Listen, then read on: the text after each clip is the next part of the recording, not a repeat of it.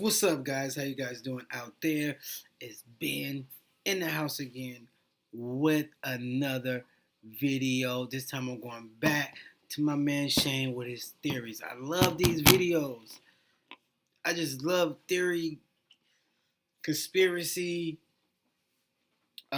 just stuff that make you think. And it seems like he always have the best ones. So let's get into it. Let's check it out.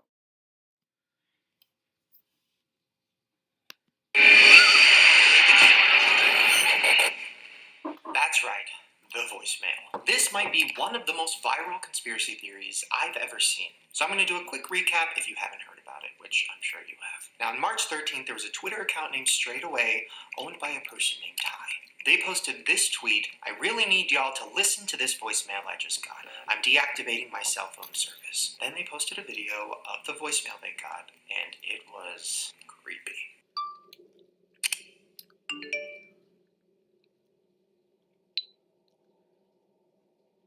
Sierra, Delta, Alpha, November, Golf, Echo, Romeo, Sierra, Oscar, Sierra.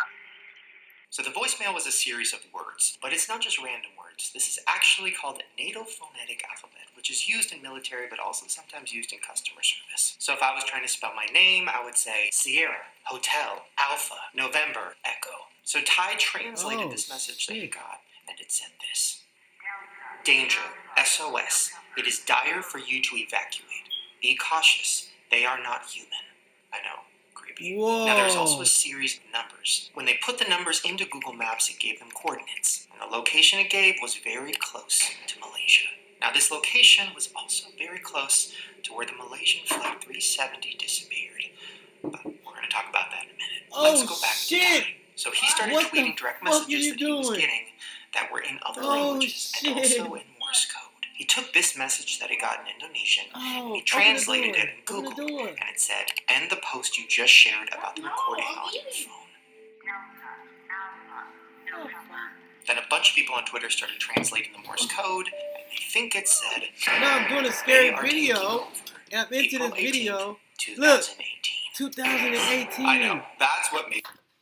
Then this is really gonna freak you out. No, reason why I jumped, because somebody just knocked on the door while I'm watching a video. But that's like right on my birth. What happened? I'm calling him. Huh? What? What's going on?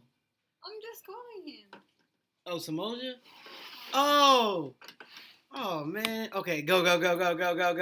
made people go fucking crazy. But Okay, I gotta rewind it because so somebody just scared the heck out of me. SOS. It is dire for you to evacuate. Be cautious. They are not human. I know, creepy. Now there's also a series of numbers. When they put the numbers into Google Maps, it gave them coordinates, and the location it gave was very close to Malaysia. Now this location was also very close to where the Malaysian Flight 370 disappeared.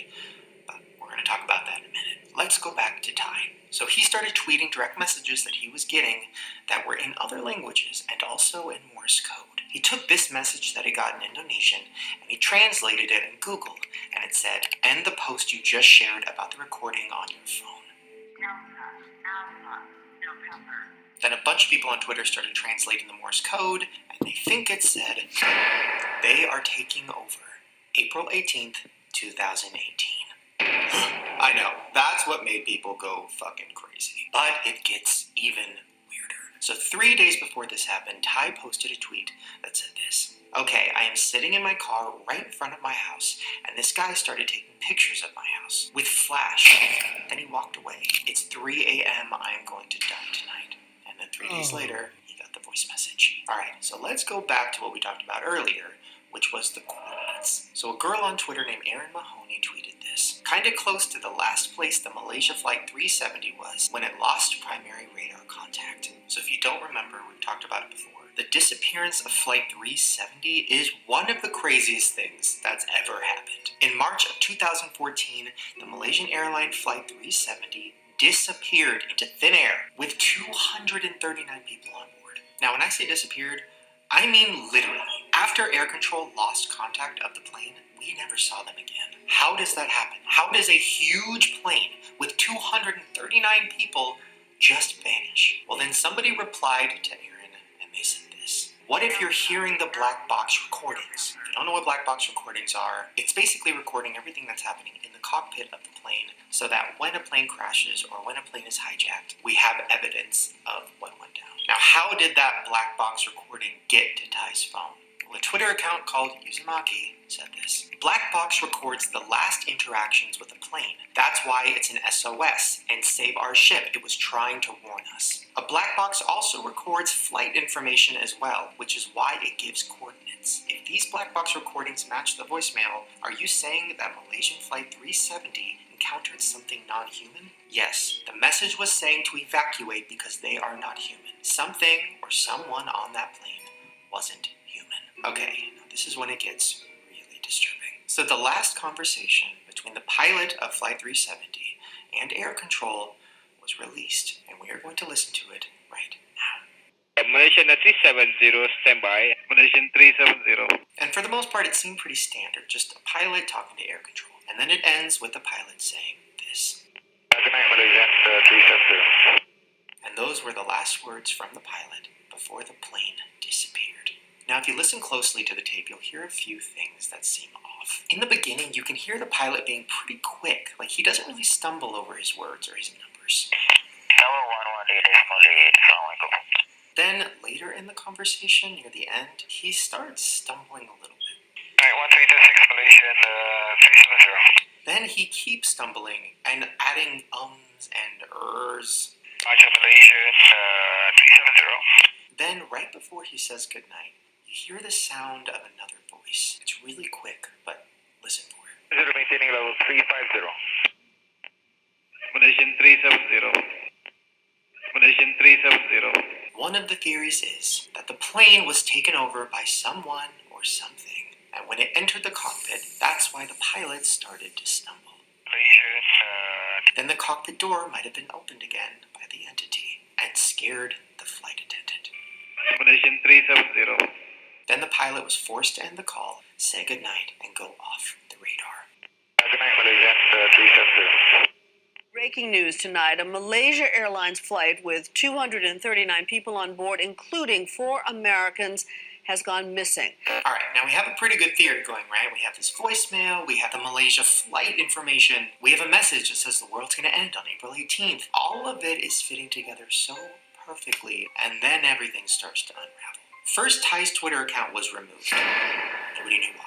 Then people started noticing that the picture of Ty on his profile was actually stolen from another Twitter profile named Homicide. So then people started saying that Ty was fake. Malaysian 370. Then Erin, the girl who figured out that the coordinates were actually close to Malaysia, tweeted this. Can we all just agree that it isn't true?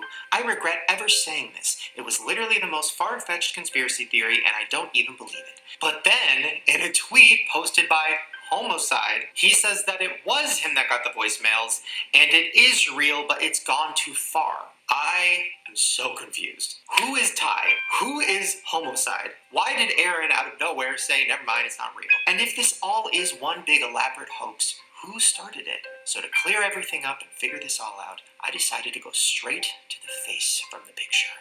Is he Ty? Is he Homicide? I don't know, but we're about to find out. Okay, I'm in front of my Skype, and I have Ty's, or whoever he is, Skype name, and I'm about to call. Let's see who this is.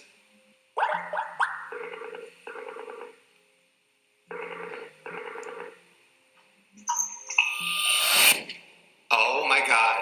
It's the guy from the picture! You're real! Yeah, I am. Wait, so your name is Ty? Yes, my name's Ty. Okay, so your Twitter name is Homicide. Mm-hmm. Then where is Straight Away from? Is that your Twitter? That used to be my Twitter, but it became synonymous with, like, this whole conspiracy theory, so I changed it because I did not like all of the attention that it brought. It was a little too much for me to handle. I don't even know where to start with this because there's so much, but let's start at the beginning. So, it is you. You are Straight Away. You're Ty.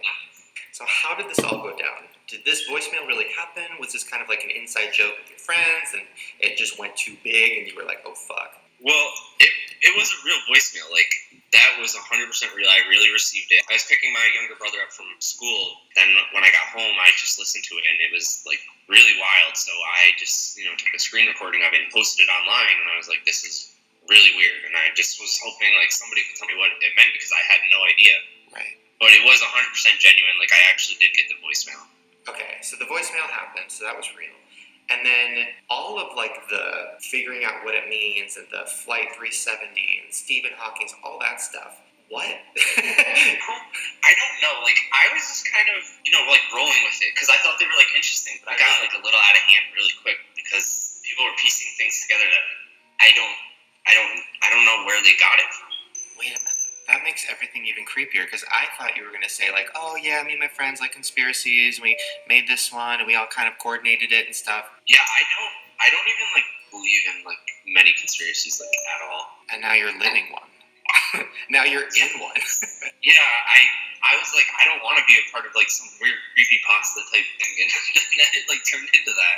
Well, you said people were outside of your house taking pictures, right? Was that real? Did that happen? Yeah, no, that really did happen. Somebody had like walked up to like the front of my house, and I didn't think anything of it. I just thought it was weird as hell because like I don't know why somebody would be walking up to my house at 3 a.m. What about the DMs? You said you were getting DMs with like numbers and like code and other languages. Was that all real? Yeah, that was all real too. And that being said, I don't think any of the direct messages that I was receiving on Twitter were anything credible. I think it was just people, kind of jumping onto it because like a lot of the accounts that were messaging me were like just created and stuff, and like they were using like poor grammar in the languages that they were messaging me in. Wait, but if they were just created, just think about this. If the messages was just created, that means it was people that does not want to identify their self, but making up accounts just to give information that they're not supposed to give information to. God, this is I think people were just, jumping onto it and using Google Translate to try and scare me. Well, the actual voicemail itself, like, that could have been created by somebody as like a prank or something, and they could have planned out this whole thing and kind of used you as the way to get it out there. Yeah, and that's the thing is, I don't think it was anybody that was close to me because the people that I would think would, play a prank on me, they would have told me by now, especially with all the attention that it created.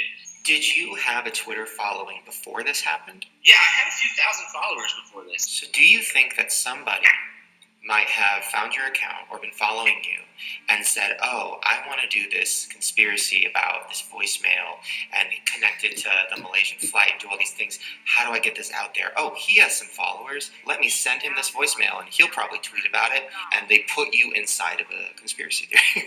That's so scary. Yeah, it definitely was a little shocking to me. Like, I wasn't enjoying it totally, but... Are you getting calls from like news outlets and stuff like, hey man, why'd you lie about this? Why'd you create this whole thing? Yeah, I got so many like hateful messages from people because they thought I was like trolling and like just putting on like some big prank, and people were being like homophobic to me. They were even messaging my boyfriend saying like a bunch of hateful shit to him. A lot of people accused me of like faking it all and like piecing everything together and all that. And I mean, like, it really does look like that. Like, it really looks like it was something very elaborate and thought out and everything. But, like, I didn't fake anything. And I guess people think, like, I'm that smart and, like, I'm going to create something like that. I guess. Great. What about your family and friends? Like, were your family, like, what the hell is going on? My family was, like, really confused at first. My stepmom was so convinced that I had planned this whole thing out. My dad kind of was, like, laughing about me, like, being famous now because he was, like, showing me articles about it. My grandmother was very standoffish. She did not want anything to do with it. She tried to avoid it at all costs. She didn't even want me to do this interview because she was nervous. Well, I'm glad that people now know that you didn't do this and you don't deserve hate and you were just living your life and you got a weird phone call. That's really why I did this, because I just wanted people to know the truth and, stop accusing me of faking it, because, like, I don't have time to do all that. Yeah. I don't even know how to do all that. Bye. That is so now that we know that Ty is real and that he actually did get that voicemail, we have no idea who sent it. Was it somebody that wanted all of us to be talking about this and was using Ty as, like, the way to get to us? I mean, it is crazy to think about somebody taking a social media person and throwing them into a conspiracy theory without them even knowing what was going on. But you know what? It wouldn't be the first time. They put you inside of the conspiracy theory. That's so scary. I'm just kidding, BTS fans. Calm down. Don't kill me. That's not the actual theory. I just wanted to scare you a little. No, I'm not saying BTS is fake. And I'm not saying they're clones or that they're Illuminati puppets. The theory is actually way creepier than that. There might be real stalkers pretending to be members of BTS just to get closer to their fans. Now, before I go into this, I have to do the disclaimer one more time. This is not facts, it is just a theory. Do not sue me. So there's an app called Midle.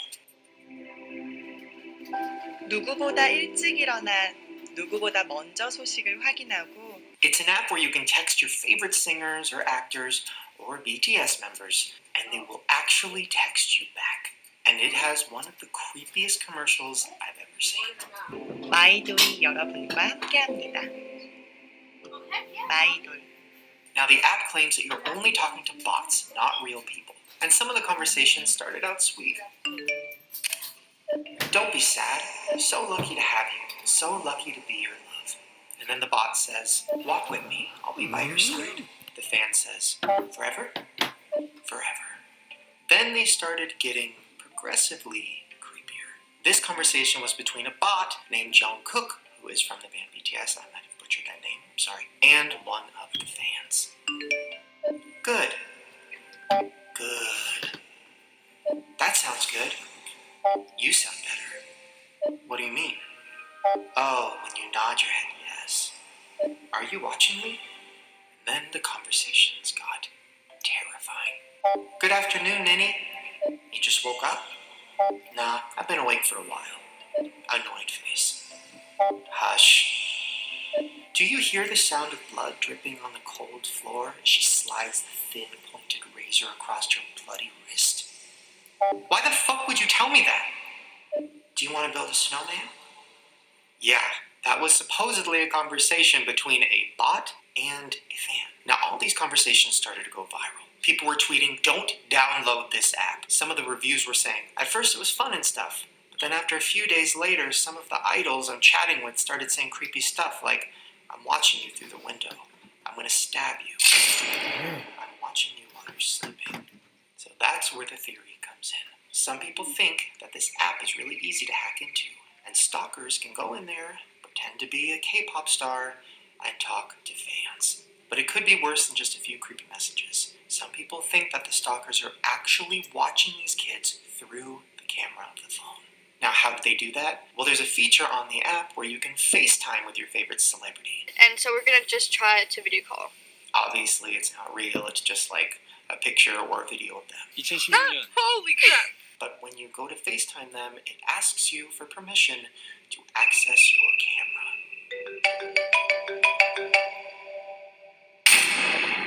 Which makes it even creepier when you see conversations like this. Eat more. When you eat, you're the cutest I see. What am I eating? Popcorn. And then the girl goes on Twitter to show the conversation, and then she says, I am eating popcorn, and had been the whole time. Popcorn. Now, Midle put out a statement denying all of this, saying that it's not real, don't be scared, they can't look into your cameras. And maybe that's true. Maybe all of this was just photoshopped or a hoax. But is it really that crazy to think that a hacker could go into an app? I mean, people have been hacking into laptop webcams for years. Criminals can hack into your computer webcam, even your smartphone camera, remotely. You would never think somebody would be watching you in your room, and this guy had been. And so the thought of that just was, it gave me nightmares. I mean, think about it this way. If you were a stalker and you wanted to talk to young girls who were desperately in need of attention, an app where you could pretend to be their favorite idol would sound pretty tempting. 마이돌. Whoa. So 9/11 has been predicted in movie posters, advertisements, magazines, comic books, artwork, really album covers, and even video games. But it goes back even farther than I thought. There was an ad in the newspaper in 1968 by a group of realtors where they have two tall buildings with a plane about to fly into them. Now the ad was to show, look how big we're going to make these skyscrapers. Literally a plane could go into them. And that's the picture that they made. Now there's a couple YouTube channels I found that compiled a lot of clips throughout the years of 9/11 predictions, and most of these were in children's TV shows.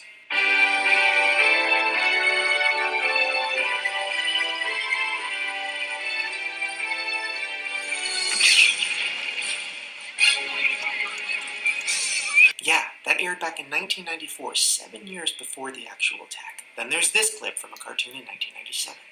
Ready for another attack. Manhattan.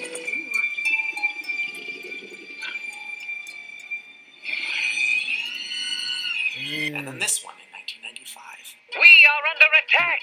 If anyone is out there listening, get out of town before it gets to you. And I'm out of here.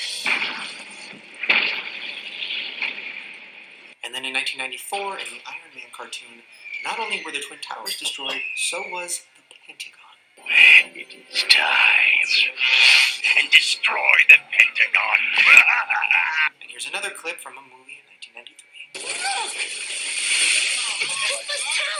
And this next one is more subtle, but really freaked me out. No, you're stupid. Well, you're stupider. No.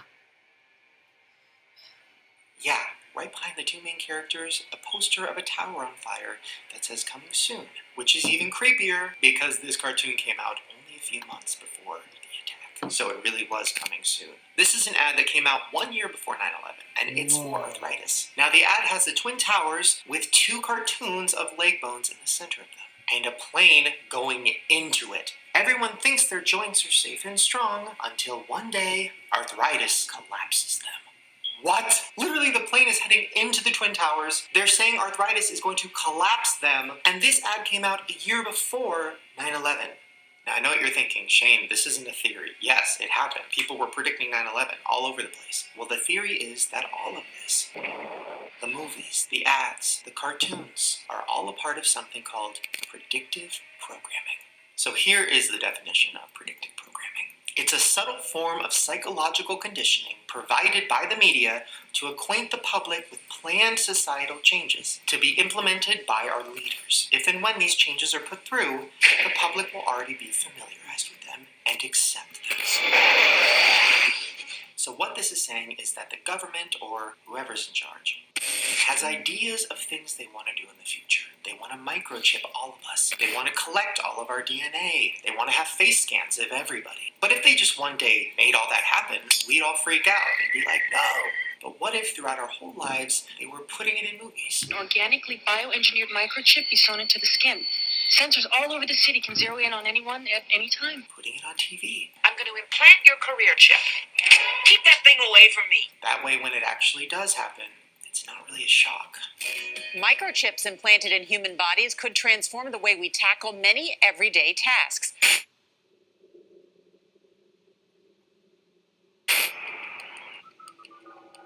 How can I be of service, Detective Spooner? Would you like to listen to some music while you wait? Welcome. Where would you like to go today? It's here at last, the new Dick Tracy two-way wrist radio that keeps you in constant touch with your buddies. No wires needed. With Apple Watch, it's easy to receive phone calls and even make them. How the hell do you answer a video phone? Monica? I guess that's how. With free Skype-to-Skype video calls, you can be right there with them. It's called Touch ID.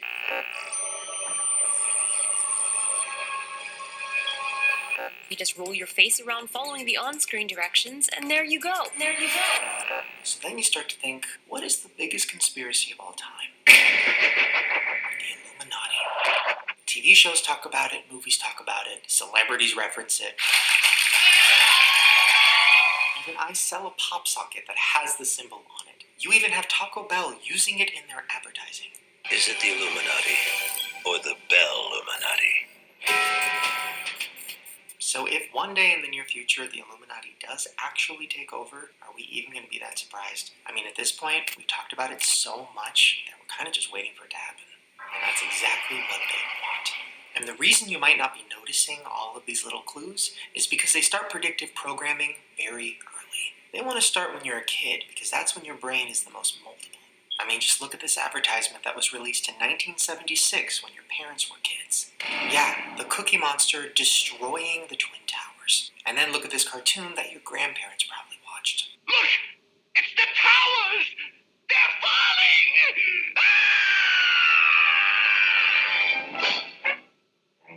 Yeah, they've been doing this for a long time, and the cycle just continues. Back in 2004, the Manchurian Candidate suggested a future where humans are chipped and controlled.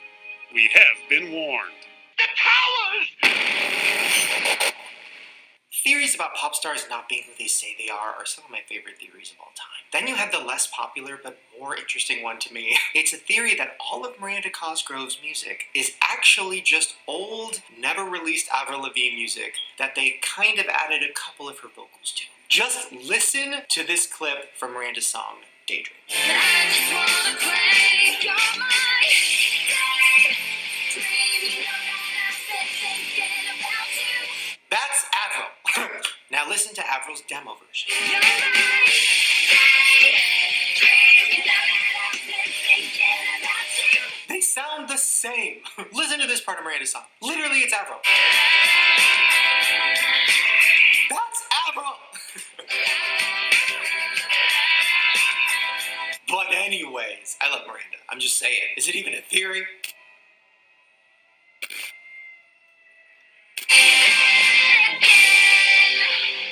But when it comes to fakery, the theories about Britney Spears are... Let me tell you, is he killing these theories? Is he killing them? I told you, this dude right here, man, he come with it. And he do his research. Best. Now, of course, there's the theory that Britney Spears' real singing voice is actually really deep, but her record label forces her to sing in that baby voice. Well, Britney put out this clip of her singing on her Instagram. Take a listen. Wise men say only fools are rushing. Oh no, but I can't tell. Now, I don't know if you noticed, but the clip seems sped up. The camera movement's a little weird. Her voice is signature Britney. It's high. Now let's take a look at it if we slowed it down. Wise men say only fools are rushing. Oh no, but I can't tell. Wait, that looks more real, right? Like, that actually looks normal. But her voice is deep. Take my whole life too. Take my whole life too. So, of course, people are looking at this and saying, oh my god, she sang the song, and her manager or whoever took the video, sped it up, and then posted it to her Instagram. Because they don't want us to know what her real singing voice is. Because they want to keep her on brand and keep her doing that baby voice. Because if you look at clips of her singing as a kid, she has a deep voice.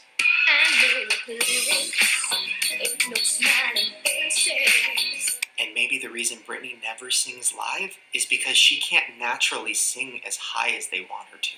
And maybe in the studio, they speed it up a little bit. Ain't no smiling faces. Because how could this sound like this? What we do is innocent. What we do is innocent. So why wouldn't they just let Britney come out with her real voice and start releasing music with a deeper voice? Because all they care about is money and branding. They want to keep her doing the same songs with the same voice, with the same brand, because that's what works. And that's something that's still done to this day with a lot of other artists, and they probably didn't even realize it. If you ever see her, she has the same hair, same outfit, same talk, just every branding trick in the book. Yeah. Over the years, many celebrities have been accused of buying their way to fame. Rumors of Taylor Swift's dad buying 100,000 copies of her first album so she'd hit the charts. She don't buy it. She just wants the light sticks are $5. You can go on the Jonas Brothers at $10. Are you on TaylorSwift.com? And the newest form of that, buying fake followers on social media. For this theory, I wanted to go to one of the biggest and up-and-coming YouTubers, James Charles, who's been gaining fans fast. His pictures went from getting 40,000 likes to over 800,000 likes in not that much time. Now, I'm not saying he bought fake followers, but he is 18, so he's probably surrounded by a lot of other social media kids his age, and he might be able to give us a look into the world of fake influencers. All right, we are on our way to Sister James Charles' house. How many times do you think he's going to say sister tonight? Oh, at least 5,000. Hi, sisters. James Charles. This should be interesting. Oh my god. Hi, sister. Oh. You look terrified, but that's perfect because it's a scary video. Oh.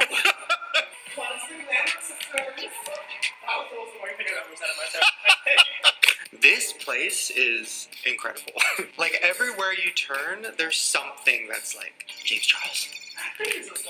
No, it's crazy. Like, this is like a studio. You have like a company. Like, at 18 years old, how are you even normal? Or are you not? I'm not. Exactly. Well, I've always been a very business savvy, focused person. Like, I don't really care about partying. I still don't drink. I've never done a drug in my life. I'd rather spend my entire day working from 7 a.m. until 2 a.m. than go out and hang out with friends, which is weird. But I just really like working really hard, I guess. Sometimes. Just kind of oh, this lighting is not for me. Okay, so I thought it would be fun if we went through and saw how many of our followers are fake, and also maybe some other people. I'll go first. So excited to expose himself. Oh my god! Oh! Wait, so 98% real. That's good. Yeah. So there's only 8,000 fake ones, so those might just be bots. From Twitter. But it's also, there's literally factories where there's thousands of phones hung up on a wall. Yeah. And it's somebody's job to go through and click and follow and leave comments and do things. It's crazy. Let's do Ryland first. Okay, all right. Oh my god. Oh, so we have the same score. Alright, now I'm scared. Alright. I have not bought them. Oof. Oh my god. That means You have 659,000 fake followers? Can't relate. How accurate do you think this actually is? I think it's very accurate. Let's look at Liza Koshy. Okay, great. Oh, maybe the more famous you are, the more bots you have. That probably is exactly how it works, I would assume. Nope. She's perfectly fine with 97%. Wait, why is mine so bad? Charlie Kim Kardashian. Okay. Oh, that's good. Oh. Whoa. What? So Kim has 32 million real, but 25 million fake at a 55% score. Let's look up Selena Gomez. Selena's doing 81%. Charlie Demi Lovato. It's Dee Lovato. Demi Lovato has 53. I wonder what it is. Can we call Demi? Yeah, I'll text her.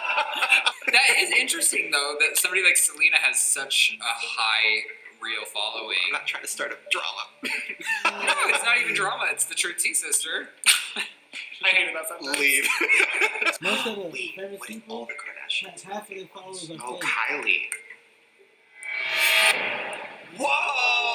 Whoa!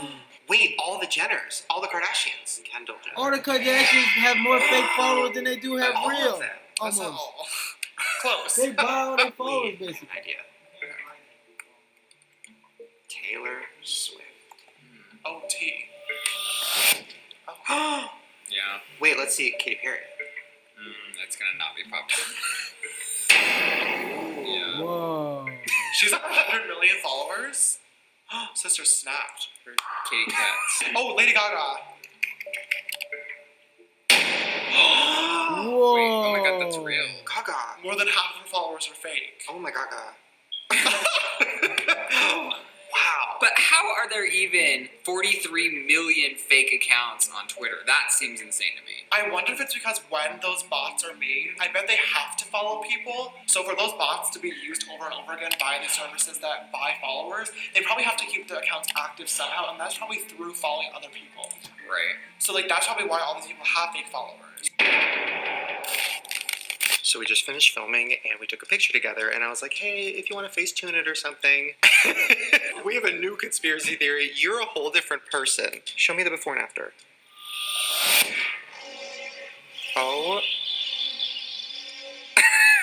like the way that I angled my head in this photo, so I changed it by bringing my hairline down as if I was facing more forward, and also brought my head back in to create the illusion that I was looking more this way. Wow.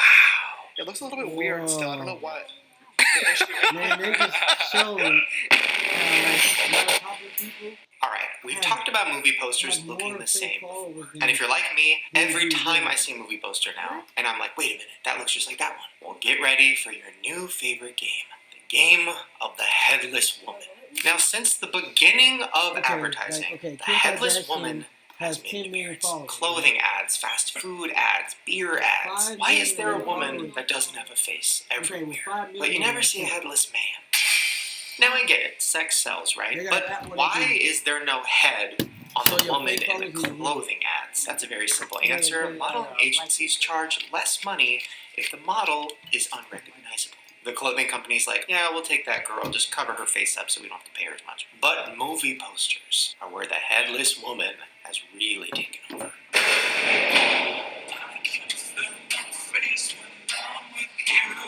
I mean, just look at some of these. It's crazy.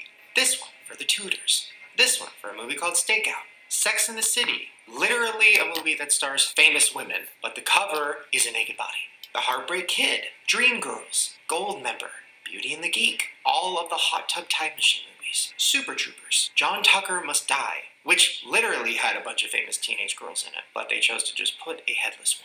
A League of Their Own, which was an all-women's movie. I think somebody even got nominated for an Oscar, but they just have a headless woman looking sexy holding a baseball bat. Then this one, all the American Pie movies. This one, Sisterhood of the Traveling Pants. Well, actually, if you zoom in, okay, yeah, there's their faces. But if you look at it normally, it's just an ass. And that's a kid's movie. But this one is the craziest to me. There was a movie called Confidence, and they had 4 different posters with 4 different stars of the movie.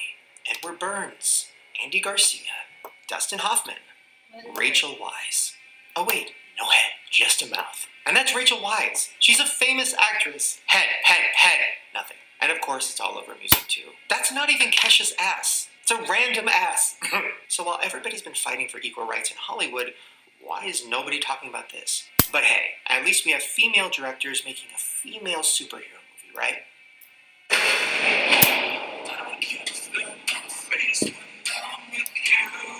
But don't worry, you probably didn't even notice the headless woman before. It probably seemed normal to you because you've been seeing it over and over again since you were a kid because of predictive programming. This video and right the here, kids growing up now will be used to it too. Who did there you this? guys go. Hopefully you enjoyed those conspiracy theories. If you did, Why do all conspiracy theory videos have to have creepy music in the background? I hate that. Because they freaking can. This video right here, Shane, to me, he went to number 1 out of all the theories, especially conspiracy theories. This video made him number 1 to me. Wow. See you later. And everybody already know who Shane is, so I don't have to do any introductions. Anyone who's new to YouTube probably doesn't know who he is. Well, if you don't know who he is, watch his videos. Simple. Back when he did nothing weird, nothing, just Shane. All right, y'all. I'm gone.